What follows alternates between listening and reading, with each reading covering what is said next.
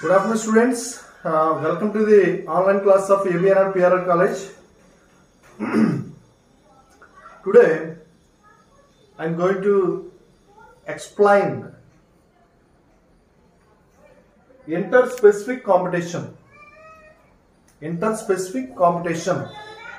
See, competition means generally competition. What is the meaning of competition?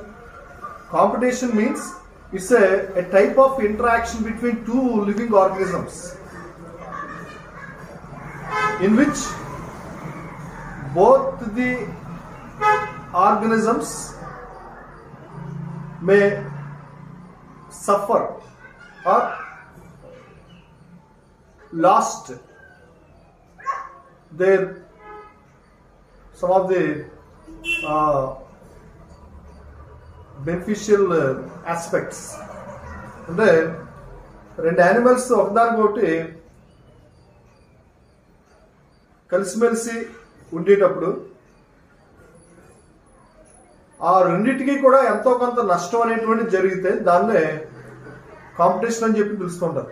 It's a type of interaction between these two organisms. అంతకుముందు చెప్పాను different interactions చెప్పాను. దాంట్లో న్యూట్రలిజం, తర్వాత Symbiosis, next యాంటగోనిజంలో మళ్ళీ antibiosis, తర్వాత parasitism, predation, ఇలాగా different interactions అన్ని కూడా చెప్పాను. ఈ కాంపిటీషన్ అనేటువంటిది కూడా ఏంటంటే it's a type of interaction between two living organisms where the two organism gets loss, రెండు కూడా లాస్ అవుతాయి. సో అటువంటి దాన్ని కాంపిటీషన్ అని చెప్పి పిలుస్తుంటారు. The competition is because of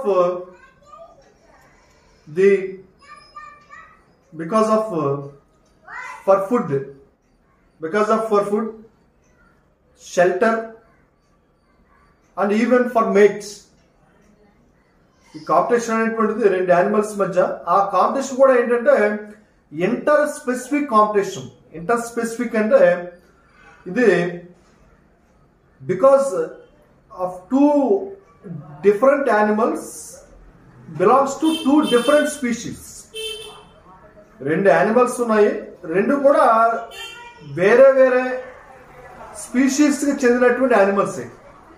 ఇలాంటి రెండు వేరే వేరే స్పీషీస్ చెందినటువంటి రెండు యానిమల్స్ మధ్య దేనికోసం కాంపిటీషన్ వస్తుంది అనేటువంటి చూస్తే మెయిన్గా ఏంటంటే ఫర్ ఫుడ్ కోసం, ఫర్ షెల్టర్ కోసం అనేటువంటిది కూడా జరుగుతూ ఉంది. ఈ రెండు మెయిన్ రీజన్స్. నెక్స్ట్ దీంట్లో ఈ కాంపిటీషన్ వల్ల ఏంటంటే both the partners gets loss, రెండు కూడా లాస్ అవడం అనేటువంటిది జరుగుతూ ఉంటుంది. సో అది దీంట్లో ముఖ్యమైనటువంటి అంశం. ఇంటర్ స్పెసిఫిక్ కాంపిటీషన్ అనేటువంటిది చాలా ముఖ్యమైనటువంటి రోల్ ప్లే చేస్తూ ఉంటుంది. ఎందుకంటే that competition sometimes mostly affect on the populations and communities. ఈ కాంపిటీషన్స్ అనేటువంటిది పాపులేషన్ మీద, తర్వాత కమ్యూనిటీ మీద చాలా ఎక్కువ రోల్ అనేటువంటిది ప్లే చేస్తూ ఉంటుంది. అలాగే that also the many species they are controlled because of the competition వల్ల కూడా ఈ స్పీషీస్ మధ్య కాంపిటీషన్ అనేటువంటిది ఉండడం వల్ల అవి కొంత కంట్రోలింగ్ అనేటువంటిది ఉంటుంది మిగతా స్పీషీస్ అనేటువంటి. దీంట్లో మనకి మెయిన్గా కొన్ని హెడ్డింగ్స్ ఉన్నాయి కాంపిటీషన్, ఇంటర్ స్పెసిఫిక్ కాంపిటీషన్లో. ఏంటి అంటే ఒకటి, ఈ కాంపిటీషన్ అనేటువంటిది మెయిన్గా కొన్ని ఎగ్జాంపుల్స్ చూద్దాం. ఫస్ట్ కాంపిటీషన్లో మెయిన్గా ఏంటంటే జనరల్ కాంపిటీషన్ అంటే యానిమల్స్ మధ్య ఉండేది కాంపిటీషన్ అని చెప్పి అనుకుంటాం. అది it's not true. Sometimes the competition is also occurs between the trees, tall tree and short trees. ట్రీకి మధ్య కూడా కాంపిటీషన్ జరుగుతూ ఉంటుంది అక్కడ. ఎలాగా అంటే ఇప్పుడు చూడండి, ఫారెస్ట్ లో చూస్తూ ఉంటే డెన్స్ ఫారెస్ట్ ఏరియాస్ లో చాలా టాల్ ట్రీస్ ఉంటాయి. బాగా టాల్ ట్రీస్, చాలా ఎత్తైనటువంటి పొడవైనటువంటి చెట్లు అవి ఉంటాయి ట్రీస్.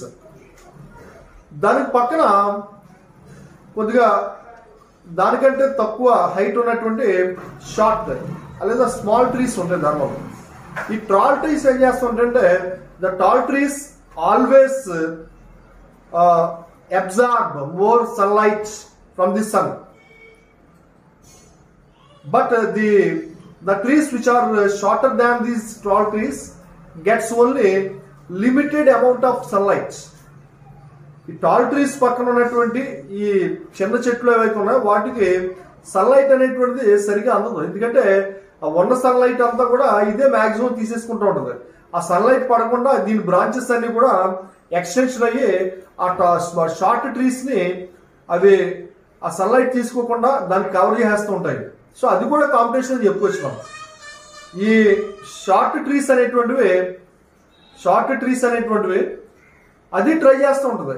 ఇది to get rid of to get more sunlight from the sun నుంచి వచ్చేటువంటి సన్లైట్ ని ఎక్కువగా తీసుకోవడానికి ఈ షార్ట్ ట్రీస్ కూడా ట్రై చేస్తుంటాయి. ఎందుకంటే బ్రాంచెస్ అన్నిటి కూడా ఎక్స్టెన్షన్ గా హారిజాంటల్ గా అవి పెంచి సన్లైట్ కోసం అవి కూడా ట్రై చేస్తుంటాయి. అందువల్ల ఈ టాల్ ట్రీస్ కి దాని పక్కన ఉన్నటువంటి కొద్దిగా షార్ట్ లేదా స్మాల్ ట్రీస్ కి మధ్య ఉండేటువంటి ఈ కాంపిటీషన్ సన్లైట్ కోసం దాన్నే మనకి ఇంటర్ స్పెసిఫిక్ కాంపిటీషన్ అని చెప్పి పిలుస్తుంటారు. అది జనరల్ గా ప్లాంట్స్ మధ్యలో ట్రీస్ మధ్యలో జరిగేటువంటి కాంపిటీషన్.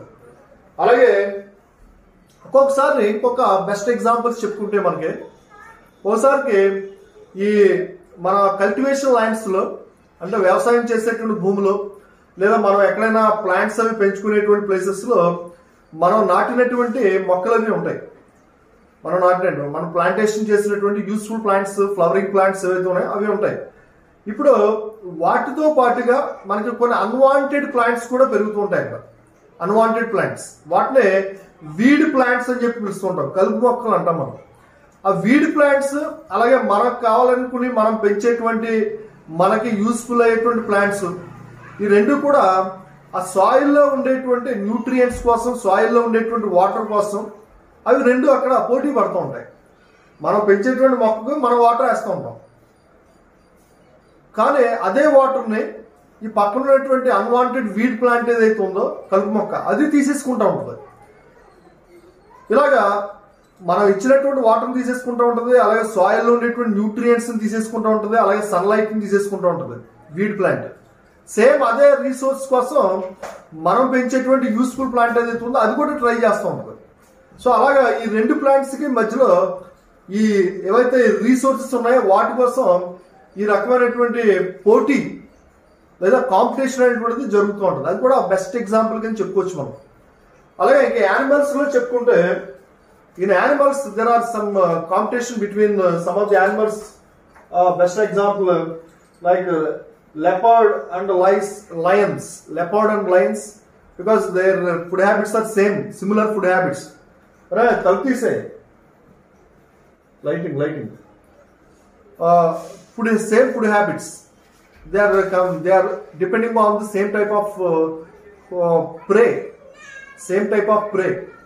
ఒకే రకమైనటువంటి ఫుడ్ కోసం రెండు కూడా వెళ్తూ ఉంటాయి.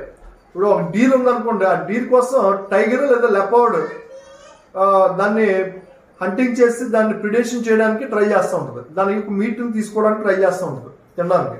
అదే ప్లేస్ లోకి లైన్ కూడా వచ్చి ఆ లైన్ కూడా డీర్ ని చంపి దాని యొక్క మీట్ ని అది ఈటింగ్ చేయడానికి అది ట్రై చేస్తూ ఉంటుంది. ఇలాగా ఈ టైగర్, లెపర్డ్, లయన్ కి మధ్యలో ఉండేటువంటి ఆ ఫుడ్ కోసం జరిగేటువంటి దాన్నే ఇంటర్ స్పెసిఫిక్ కాంపిటీషన్ అని చెప్పి పిలుస్తూ ఉంటారు ఇక్కడ. సో ఫైనల్ గా ఏంటంటే ఒకటి సుపీరియర్ కాంపిటేటర్ ఏదైతే ఉందో అది ఆటోమేటిక్ ఏంటంటే ఆ రేస్ లో విన్ అవడం అనేటువంటి జరుగుతూ ఉంటుంది. కాకపోతే ఏంటంటే ఎంతో కొంత దీనికి కొంత లాస్ జరుగుద్ది, అవతల ఉన్నటువంటి కాంపిటేటర్ ఏదైతే ఉన్నాడో దానికి కూడా కొంత లాస్ అనేటువంటి జరుగుతూ ఉంటుంది. సో అదే ఇంటర్ స్పెసిఫిక్ కాంపిటీషన్ అంటే మనం బెస్ట్ ఎగ్జాంపుల్స్ చెప్పుకుంటే తెలుస్తూ ఉంటుంది. అలాగే దీంట్లో కొన్ని ముఖ్యమైనటువంటి అంశాలు చూస్తుంటే ఇంటర్ స్పెసిఫిక్ కాంపిటీషన్స్ లో ముఖ్యంగా ఒకటి కాంపిటీషన్ అమాంగ్ అన్రిలేటెడ్ స్పీషీస్. అంటే దగ్గర సంబంధం లేనటువంటి ఏవైతే స్పీషీస్ ఉన్నాయో లేదా యానిమల్స్ ఉన్నాయో వాటి మధ్య జరిగేటువంటి కాంపిటీషన్. అందువల్ల దీన్ని కాంపిటీషన్ అమాంగ్ అన్రిలేటెడ్ స్పీషీస్. అంటే అసలు ఆ యానిమల్స్ కి ఆ సంబంధం అనేటువంటిది లేదు. ఒక యానిమల్ ఉంది, అది ఒక స్పీషీస్, ఇంకొక యానిమల్ లేదా బర్డ్ ఏదైతే ఉందో అది వేరే స్పీషీస్. అది ఈ రెండు స్పీషీస్ కి మధ్యలో అసలు ఎక్కడా కూడా రిలేషన్ అనేటువంటిది లేదు. సో ఇలాంటి అన్రిలేటెడ్ స్పీషీస్ మధ్య జరిగేటువంటి కాంపిటీషన్ ఎలా ఉంటుంది అనేటువంటి చూస్తే మనకి బెస్ట్ ఎగ్జాంపుల్ దీనికి చెప్పుకుంటే, ఇక్కడ ఒక సౌత్ అమెరికా షాలో లేక్ ఒకటి ఉంది. షాలో సౌత్ అమెరికన్ లేక్ అంటే తెలుసు కదా, ఒక వాటర్ తో పాటు ఫ్రెష్ వాటర్ లేదా సాల్ట్ వాటర్ అవ్వచ్చు, ఆ వాటర్ తో పాటుగా అక్కడ ఉండేటువంటి పెద్ద లార్జ్ వాటర్ బాడీ ఏదైతే ఉంటుందో దాన్ని లేక్ అని చెప్పి పిలుస్తుంటారు. ఇక్కడ ఫ్రెష్ వాటర్ లేక్ అది సౌత్ అమెరికాలో ఉంటుంది. Shallow south American lake. Shallow అంటే ఏంటి? లోతు తక్కువ ఉన్నటువంటి లోతు. ఏమైనా ఆ కవి గట్టిగా అరవద్దని చెప్పి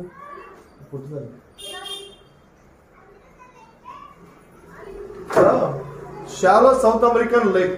ఈ షాలో సౌత్ అమెరికన్ లేక్ అనేటువంటిది అంటే లోతు తక్కువ ఉన్నటువంటి సౌత్ అమెరికాలో ఉండేటువంటి లేక్. ఈ లేక్ మీద చాలా యానిమల్స్, చాలా బర్డ్స్ అన్ని డిపెండ్ అయి ఉంటాయి. ఇక్కడ ఒక రెండు స్పీషీస్ మధ్య జరిగేటువంటి కాంపిటీషన్ ఎలాగంటే, ఈ లేక్ లోకి కొన్ని బర్డ్స్ వస్తూ ఉంటాయి. లేక్ లోకి ఆ బర్డ్స్ ఏమంటారంటే ఫ్లెమింగోస్ అంటారు. ఫ్లెమింగో అనేటువంటి బర్డ్స్ వస్తుంటాయి. The flamingo birds are always visit to that particular lake for food materials, and they compete with the native fishes in that water. ఆ ఫ్లెమింగో కి ఆ లేక్ లో ఉండేటువంటి వాటర్ లో ఉండేటువంటి ఆ లేక్ లో ఉండే వాటర్ లో ఉండేటువంటి ఏవైతే ఫిషెస్ ఉన్నాయో ఈ ఫిషెస్ కి ఈ ఫ్లెమింగో బర్డ్స్ కి మధ్యలో కాంపిటీషన్ అనేటువంటి జరుగుతూ ఉంటుంది. ఒక ఫిష్ అనేటువంటిది ఒక పర్టికులర్ యానిమల్, అది ఈ బర్డ్ అనేటువంటిది ఇదొక స్పీషీస్. అది రెండు వేరే వేరే. ఫిష్ అనేది ఇదేంటంటే పైసెస్ సంబంధించినటువంటి యానిమల్. అది ఈ ఫ్లెమింగో అనేటువంటిది ఏవ్స్ అంటే బర్డ్ స్పీషీస్. రెండు డిఫరెంట్ స్పీషీస్, అన్రిలేటెడ్ స్పీషీస్ అయినప్పటికీ ఇక్కడ కాంపిటీషన్ జరుగుతుంది. ఎందుకంటే the same type of food they are eating. ఒకే రకమైన ఫుడ్ కోసం రెండు కూడా కాంపిటీషన్ లో పార్టిసిపేట్ చేస్తారు. They are competing with each other for the same type of food in that water, that is zoo plankton.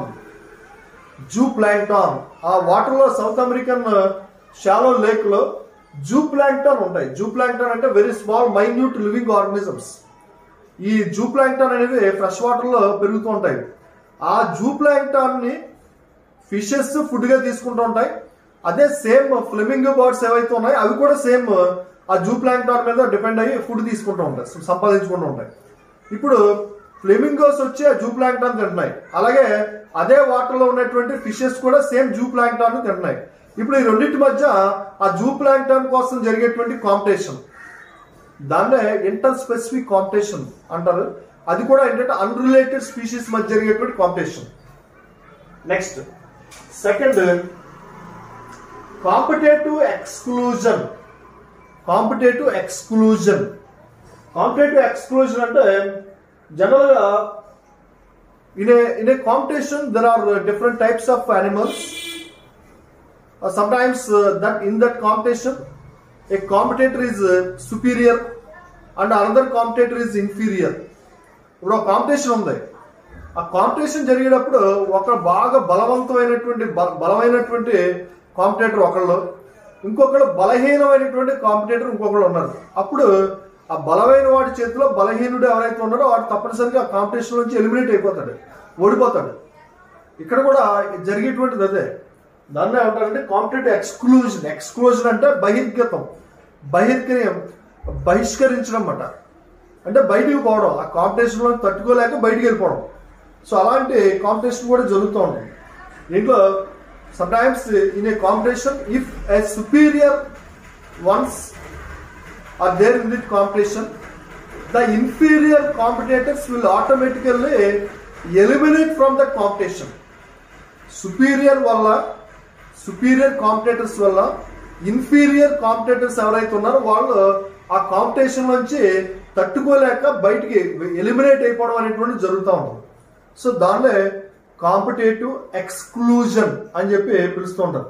దీనికి బెస్ట్ ఎగ్జాంపుల్ చెప్పుకుంటూ ఉంటే మనకి ఒక గెలాపాగస్ ఐలాండ్ ఉంది. గెలాపాగస్ ఐలాండ్, ఈ గెలాపాగస్ ఐలాండ్ లో ఫస్ట్ నుంచి కూడా ఇప్పటి నుంచో కొన్ని డికేడ్స్ నుంచి, కొన్ని దశాబ్దాల నుంచి ఆ గెలాపాగస్ ఐలాండ్ లో ఎబింగ్డాన్ టార్టాయిస్ అనేటువంటివి జీవిస్తున్నాయి. అక్కడ ఎబింగ్డాన్ టార్టాయిస్, అక్కడ ఉండేటువంటి తాబేళ్ల పేరు ఏంటంటే ఎబింగ్డాన్ తాబేళ్లు లేదా టార్టాయిస్. అవి చాలా ఫ్రీగా హ్యాపీగా లైఫ్ లీడ్ చేస్తున్నాయి వితౌట్ ఎనీ కాంపిటీషన్. ఎక్కడ కూడా వాటి కాంపిటేటర్స్ లేదు. అందువల్ల ఆ టార్టాయిస్ ఏవైతే ఉన్నాయో ఎబింగ్డాన్ టార్టాయిస్ అవన్నీ కూడా చాలా హ్యాపీగా ఈ గెలాపాగస్ ఐలాండ్ లో ఉండి చక్కగా వాటికి దొరికినటువంటి ప్లాంట్స్ ఏవైతే ఉన్నాయో అలాగే గ్రాస్ ప్లాంట్స్ ఏవైతే ఉన్నాయో అన్ని తినుకుంటూ హ్యాపీగా లైఫ్ లీడ్ చేస్తాయి. But after few years the goats were introduced in to the Galapagos island. కొన్ని సంవత్సరాల తర్వాత ఆ గెలాపాగస్ ఐలాండ్ లోకి మేకలు ఏవైతే ఉన్నాయో గోట్స్ అవి ఇంట్రడ్యూస్ అవడం జరిగింది. ఆ గోట్స్ ఇంట్రడ్యూస్ అవడం అయ్యేసరికి ఈ టార్టాయిస్ ఏవైతే ఉన్నాయో అవి వాటికి ఫుడ్ తగ్గిపోయింది. ఎందుకంటే when compared to the tortoise, the goat is superior in browsing. అంటే ఆకుల్ని తర్వాత ఏవైతే ఈ గడ్డి ఏదైతే ఉందో వాటిని తినడం అనేటువంటిది చాలా ఫాస్ట్ గా చేసేటువంటి యానిమల్ ఏదంటే తాబేలుతో పోలిస్తే ఈ గోట్ అనేటువంటిది చాలా ఫాస్ట్ గా మూవ్ అవుతూ ఉంటుంది దీంతో పోలిస్తే కంపేర్ చేస్తే.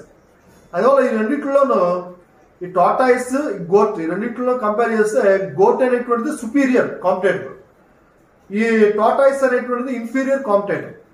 అందువల్ల after few years when the goats are introduced in that Galapagos island, the Abingdon tortoise they eliminate from that competition and they become extinct. ఆ ఐలాండ్ లో ఈ ఎబింగ్డాన్ టార్టాయిస్ అనేటువంటి పూర్తిగా కనుమరుగైపోయినాయి, అంతరించిపోయినాయి అన్ని కూడా. ఎందుకంటే వాటికి ఫుడ్ దొరకట్లేదు. ఉన్న ఫుడ్ని, ఉన్న ప్లాంట్స్, గ్రాస్ అంతటిని కూడా ఈ గోట్స్ అనేటువంటి తినేస్తున్నాయి. ఇక్కడ అవి ఫాస్ట్ గా తినేసుకుంటూ వెళ్ళడం వల్ల ఈ స్లోగా మూవ్ అయ్యి స్లోగా ఫుడ్ తినేటువంటి ఈ టార్టాయిస్ కు ఫుడ్ లేక మొత్తం అన్ని కూడా కంప్లీట్ గా ఎక్స్టింక్ట్ అయిపోయినాయి, అంతరించిపోయినాయి. సో దాన్నే కాంపిటేటివ్ ఎక్స్క్లూజన్ అని చెప్పి పిలుస్తూ ఉంటారు. సో అది నెక్స్ట్ కాంపిటేటివ్ రిలీజ్ అంటే ఇప్పుడు చూడండి, కాంపిటేటివ్ ఎక్స్క్లూజన్ అనేటువంటి దాన్ని గాసే అనేటువంటి సైంటిస్ట్ ఒక ఐడెంటిఫై చేయడం జరిగింది. గాసే ఇందాక చెప్పినటువంటి గోట్ టార్టాయిస్ ఏదైతే ఉందో ఆ కాంపిటేటివ్ ఎక్స్క్లూజన్ అనేటువంటి దాన్ని గాసే అనే సైంటిస్ట్ ఎక్స్ప్లెయిన్ చేశాడు. అందువల్ల దాన్ని గాసేస్ ప్రిన్సిపుల్ అని కూడా అంటారు. అలాగే next competitive release, this was identified and explained by Connell అనేటువంటి సైంటిస్ట్ ఈ కాంపిటేటివ్ రిలీజ్ అనేటువంటి దాన్ని ఐడెంటిఫై చేశాడు. ఏంటిదంటే ఇప్పుడు రెండు కాంపిటేటర్స్ ఉన్నారు, రెండు పోటీ పడుతున్నాయి. సేమ్ ఫుడ్ అవ్వచ్చు లేదా షెల్టర్ కోసం ఆ రెండు కాంపిటేటర్స్ ఏవైతే ఉన్నాయో యానిమల్స్ పోటీ పడుతున్నాయి. ఇప్పుడు దాంట్లో ఒకటి సుపీరియర్ గా ఉంది, ఒకటేమో ఇన్ఫీరియర్ గా ఉంది. వాడు బాగా బలమైనటువంటి కాంపిటేటర్ ఒకటి ఉన్నారు, బలహీనమైనటువంటి వీక్ కాంపిటేటర్ ఒకళ్ళు ఉన్నారు. ఇప్పుడు ఈ రెండింటిలో నుంచి మనం బలమైనటువంటి అంటే సుపీరియర్ కాంపిటేటర్ని ఆ కాంపిటీషన్ నుంచి ఎలిమినేట్ చేసాం అనుకోండి, అంటే బయట రిలీజ్ చేస్తే అప్పుడు ఇన్ఫీరియర్ కాంపిటేటర్ ఎవరైతే ఉన్నారో వాళ్ళకి ఆటోమేటిక్ గా అక్కడ హ్యాపీగా లైఫ్ ని లీడ్ చేయడం అనేటువంటి జరుగుతూ ఉంది. సో దాన్ని కాంపిటేటివ్ రిలీజ్ అని చెప్పి పిలుస్తూ ఉంటారు. దీన్ని కన్నెల్ అనేటువంటి సైంటిస్ట్ దీన్ని ఎక్స్ప్లెయిన్ చేశారు. ఇక్కడ ఒక ఎగ్జాంపుల్, బెస్ట్ ఎగ్జాంపుల్ చెప్పుకుంటే దీనికి కాంపిటేటివ్ రిలీజ్ అనేటువంటి దానికి ఇక్కడ స్కాట్లాండ్ లో ఒక రాకీ సీ టైడ్ ఏరియా ఒకటి ఉంది. రాకీ సీ టైడ్ ఏరియా అంటే సముద్ర తీర ప్రాంతాల్లో పెద్ద పెద్ద బండరాళ్ళు ఉంటాయి కదా, అక్కడికి వాటర్ అది వచ్చి సముద్రం వాటర్, సీ వాటర్ వచ్చి ఆ రాక్స్ కి టచ్ అవుతూ ఉంటుంది. ఆ టచ్ అవుతూ ఆ రాక్స్ ఒక్కసారి మునిగిపోతూ ఉంటాయి. ఆ రాక్స్ ని ఈ సీ వాటర్ వచ్చి అస్తమానం టచ్ చేస్తూ ఉంటుంది. అందువల్ల దాన్ని రాకీ సీ టైడ్ ఏరియా అంటారు. స్కాట్లాండ్ లో ఉంది. ఆ రాక్స్ పైన రాక్స్ ని అంటిపెట్టుకుని కొన్ని యానిమల్స్ అక్కడ సర్వైవ్ అవుతుంటాయి. ఆ యానిమల్స్ లో ఒకటి బెలానస్ అనేటువంటి ఒక యానిమల్ ఉంటుంది. బెలానస్ ఇది సుపీరియర్ కాంపిటేటర్. రెండోది కెథామలస్. కెథామలస్ అనేటువంటిది ఇదొక బార్నికిల్. బెలానస్ అనేది కూడా ఒక బార్నికిల్. కెథామలస్ అనేది కూడా ఒక బార్నికిల్. బార్నికిల్ అంటే సీలో ఉండేటువంటి చిన్న యానిమల్ అది. ఈ రెండు కూడా ఆ రాక్స్ అంటిపెట్టుకుని ఆ టైడ్స్ వచ్చేటువంటి ప్లేసుల్లో సీ కోస్ట్ దగ్గర ఉండేటువంటి ఆ రాక్స్ అంటిపెట్టుకుని సర్వే అవుతుంటాయి. దీంట్లో బెలానస్ అనేటువంటిది సుపీరియర్ కాంపిటేటర్, కెథామలస్ అనేటువంటిది ఇన్ఫీరియర్ కాంపిటేటర్. అందువల్ల ఇప్పుడు ఈ కొన్నెల్ అనేటువంటి సైంటిస్ట్ ఏం చేశాడంటే ఒక ఎక్స్పెరిమెంటేషన్ చేసి, ఒక ఫీల్డ్ ఎక్స్పెరిమెంటేషన్ చేశాడు. He eliminate the Balanus from that competition. Experimental గా ఆ బెలానస్ అన్నింటిని కూడా అక్కడి నుంచి తీసి పక్క పెట్టేశాడు. పక్క పెట్టేసరికి ఈ కెథామలస్ ఏవైతే వాటికి కాంపిటీషన్ లేదు. ఇంకా ఆ సుపీరియర్స్ లేకపోవడం వల్ల ఇన్ఫీరియర్స్ ఇంకా పోటీ లేదు వీటికి. అందువల్ల చాలా హ్యాపీగా ఆ రాక్స్ నిండా ఇవే పెరిగిపోవడం అనేటువంటి జరిగింది బాగా. సో దాన్నే కాంపిటేటివ్ రిలీజ్ అని చెప్పి పిలుస్తూ ఉంటారు. Next last the coexistence rather than competition. Coexistence rather than competition. Coexistence rather than exclusion. Exclusion or competition అలాగే వచ్చు. Coexistence rather than exclusion or competition అంటే రెండు యానిమల్స్ లేదా డిఫరెంట్ యానిమల్స్ ఒకదానికొకటి కాంపిటీషన్ లో participate చేసి ఒకదానికొకటి అన్ని కూడా ఎంతో కొంత లాస్ అయ్యే పొదులుగా అవన్నీ ఒక కో ఎగ్జిస్టెన్స్ కి రావడం అంట. కో ఎగ్జిస్టెన్స్ అంటే వాటంతటా అవి ఒక అండర్స్టాండింగ్ వచ్చి అవి కాంపిటీషన్ లో లేకుండా అన్ని కూడా హ్యాపీగా లైఫ్ ని లీడ్ చేయడం అనేటువంటిది స్టార్ట్ చేయడానికి కో ఎగ్జిస్టెన్స్ అంటారు. అంటే కలిసిమెలిసి లైఫ్ లీడ్ చేయడం అన్నమాట, కలిసిమెలిసి జీవించడం. కాంపిటీషన్ లో పార్టిసిపేట్ చేస్తే అన్నిటికీ నష్టమే. అలా అందుకనే కాంపిటీషన్ లేకుండా అన్ని కలిసిమెలిసి జీవించడం అనేటువంటిది మొదలు పెడితే కనుక అప్పుడు ఎవరికి కూడా ఎటువంటి ప్రాబ్లం అనేటువంటిది ఉండే అవకాశం ఉండదు. అందుకనే ఇది కో ఎగ్జిస్టెన్స్ రాదర్ దాన్ ఎక్స్క్లూజన్ అని చెప్పి పిలుస్తూ ఉంటారు. ఇక్కడ ఒక సైంటిస్ట్ మెకార్థర్ అనేటువంటి సైంటిస్ట్ ఒక దీన్ని ఐడెంటిఫై చేశాడు. మెకార్థర్ అనేటువంటి సైంటిస్ట్ ఉదాహరణ ఐడెంటిఫై చేశారు. ఏంటంటే హీ ఐడెంటిఫైడ్ సెవరల్ వార్బ్లర్స్ అనే బర్డ్స్ ని ఐడెంటిఫై చేశాను నేను. ఈ వార్బ్లర్స్ అన్ని కూడా ట్రీ మీద సర్వే అవుతున్నాయి, చెట్టు మీద. ఇవన్నీ కూడా స్టార్టింగ్ లో ఏంటంటే ఒకేసారి ఆ ట్రీ నుంచి ఫుడ్ కోసం ఒకేసారి బయటకు వెళ్తూ ఉంటాయి. బయటకు వెళ్ళినప్పుడు అక్కడ ఆ ఫుడ్ కోసం వీటి మధ్య కాంపిటీషన్ అనేటువంటిది జరుగుతూ ఉండేది. అలాగే ఒకేసారి అన్ని కూడా ఆ ట్రీ మీదకి వచ్చాయి. దానివల్ల ఆ ట్రీ మీద ఈ షెల్టర్ కోసం కూడా వాటి మధ్యలో కాంపిటీషన్ జరుగుతూ ఉండేది. అది ఇవన్నీ ఏం చేసినాయి అంటే ఈ ట్రీని ఆల్రెడీ చెప్పాను మీకు, రీసోర్సెస్ పార్టిషన్ లో చెప్పాను. ఈ ట్రీని పార్టిషన్ చేసుకున్నాయి. కొన్ని వార్బ్లర్స్ ఏమో ట్రీ యొక్క టాప్ ప్లేస్ లో ఉండడం, కొన్ని ఏమో మిడిల్ లో ఉండడం, కొన్ని ఏమో బాటమ్ లో ఉండడం. ఇలాగా ఆ ట్రీని సెపరేట్ చేసేసుకుని అక్కడ ఉన్నాయి. ఇప్పుడు అవి ఫోరేజింగ్ అంటే ఫుడ్ కి బయటికి వెళ్ళే టైం కూడా అవి డిఫరెంట్ టైమ్స్ పెట్టుకున్నాయి. మార్నింగ్ కొన్ని వెళ్తే ఆఫ్టర్నూన్ కొన్ని, ఈవినింగ్ కొన్ని, అలాగా వాటి యొక్క టైమింగ్స్ కూడా మార్చేసుకున్నాయి.